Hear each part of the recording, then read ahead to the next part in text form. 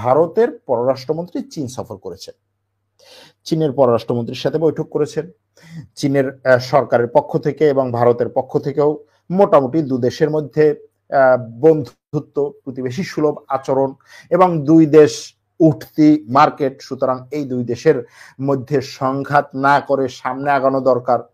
Global south বা পশ্চিম বিরোধী যে জোটগুলো আছে, ব্রিক্স, তারপরে হচ্ছে সাংহাই কোঅপারেশন অর্গানাইজেশন, এ ধরনের জোটে এদের আরো শক্তিশালী হওয়া দরকার, এ ধরনের বক্তব্য আসছে। অর্থাৎ পাকিস্তানের সাথে ভারতের যে অপারেশন সিঁদুর এবং এই নিয়ে যে একটা যুদ্ধ পরিস্থিতি বা যুদ্ধ যে লেগেছিল, সেই যুদ্ধে সরাসরি চীন যে পাকিস্তানকে সাপোর্ট দিয়েছে, এমনকি চীনের রাষ্ট্রদূত সেই সময় পাকিস্তানের অপারেশন রুমে ছিল, সেখান থেকে লাইভ আপডেট চীনের কাছে পাঠানো হতো এবং সেখান থেকে সাপোর্ট নেওয়া হতো। এই যত ঘটনা, খবর বা দাবি, ক্লেম, সবকিছু মারিয়ে এখন দেখা গেছে যে ভারতের সাথে চীনের একটা বন্ধুত্ব সুলভ বা চীনের যে একটা শত্রুতার সম্পর্ক ছিল, সেখান থেকে কিছুটা ভারত সেই পজিশন থেকে সরে এসেছে এবং চীনের সাথে ভালো সম্পর্ক গড়তে চাইছে। এটা একটা ভালো জিনিস, প্রতিবেশী রাষ্ট্র, বড় দুটো রাষ্ট্র।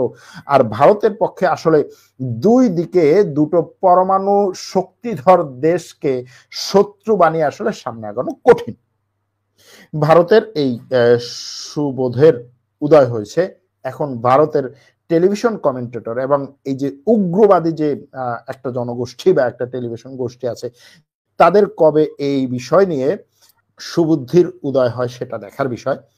এই বিষয়গুলো নিয়ে, ভারত পাকিস্তান যুদ্ধ নিয়ে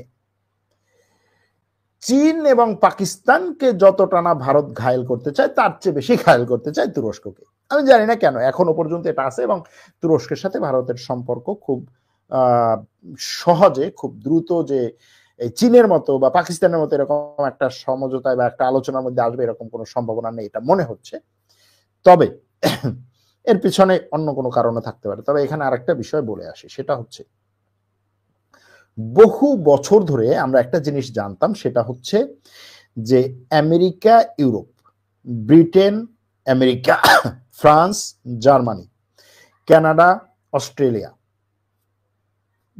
তারপরে হচ্ছে নিউজিল্যান্ড, এই যে দেশগুলো, এই দেশগুলোতে অবৈধ অভিবাসী হিসাবে, ইলিগ্যাল মাইগ্রান্ট বলুন বা অবৈধভাবে এই দেশে থাকা যেই সমস্ত ব্যক্তিরা আছে, যে সমস্ত লোক আছে, তাদের মধ্যে বেশিরভাগ হচ্ছে বাংলাদেশি, পাকিস্তানি। আমরা এভাবেই জানতাম এবং খবর এভাবে, ভাইব এভাবে, ওই দেশের লোকগুলো এভাবে এই জিনিসগুলোকে প্রচার করতো এবং বেশিরভাগ হচ্ছে মুসলিম।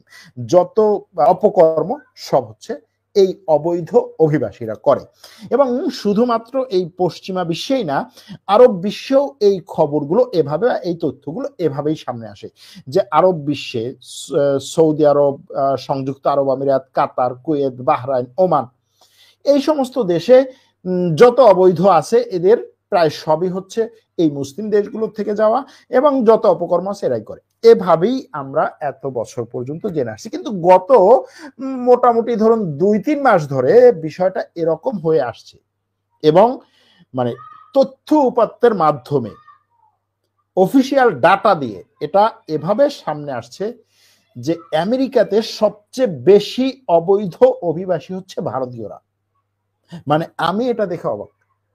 আমরা জানতাম যে ঠিক আছে, এই অবৈধভাবে ওই সমস্ত দেশে যায়, বাঙালিরা যায়, পাকিস্তানিরা যায়, ফিলিপিনিরা যায়, তারপর হচ্ছে নেপালিরা যায়, শ্রীলঙ্কানরা যায়, কিন্তু সবচেয়ে বেশি হচ্ছে ভারতীয়রা। এটা এখন প্রচার করছে পশ্চিমা গণমাধ্যমগুলো, পশ্চিমা দেশগুলোর গোয়েন্দা সংস্থার সাপোর্টে পরিচালিত বিভিন্ন সোশ্যাল মিডিয়া হ্যান্ডেল, এবং তারা অফিসিয়াল ডাটা শেয়ার করছে। এতদিন পর্যন্ত এটাকে গোপন রাখা হয়েছিল, এখন এটাকে প্রচার করছে।